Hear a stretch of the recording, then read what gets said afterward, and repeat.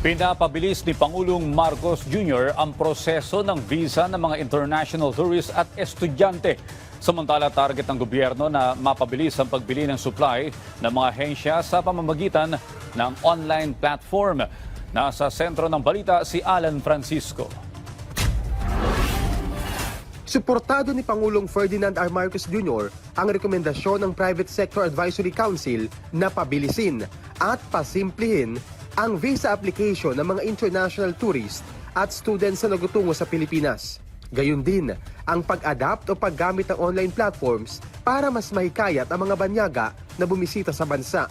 Kasama sa rekomendasyon ang pagkakaroon ng standard para sa information application procedure at ang information on student visa requirements, maging ang pag-a-accredit sa mga clinic para sa medical clearance at certificate requirement ng mga foreign students.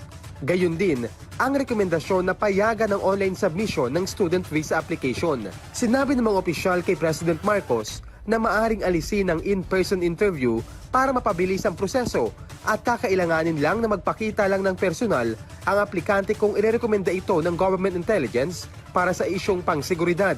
Ang student visa ay kadalasang pinoproseso ng nasa 2 buwan.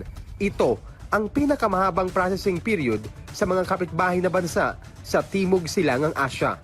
Malapit nang magkaroon ang gobyerno ng isang online platform gaya ng Shopee at Lazada kung saan ang mga ahensya ay direkta nang makabibili ng kanilang mga supply at kagamitan mula sa mga mapagkakatiwalaang supplier.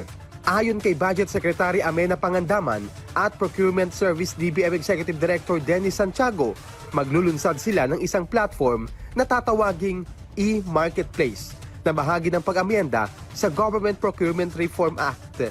Sabi ni Secretary Pangandaman, ang Government Procurement Reform Act ay nilagdaan 2 dekada na ang nakararaan at layo nitong resolbahin ang kakulangan ng transparency, kompetisyon, maalis ang politikal na panghihimasok at mabawasan ang pagkaantala sa procurement process.